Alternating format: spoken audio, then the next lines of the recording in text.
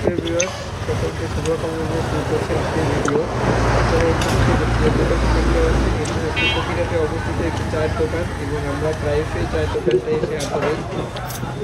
যদিও আমরা সবাই চাকরি করি, তার কারণে অনেক রাতে আমরা আসি, তারপরেও চায়ের দোকানের মামা অনেক আন্তরিক, আমাদের অনেক আপ্যায়ন করে এবং তার চায়ের দোকানের চাটা আসলে সত্যি অসাধারণ। এই জন্য আমরা প্রায় আসি এবং সেও অনেক আন্তরিক। আমরা এখানে হ্যালো গাইস, এখন বাজে রাত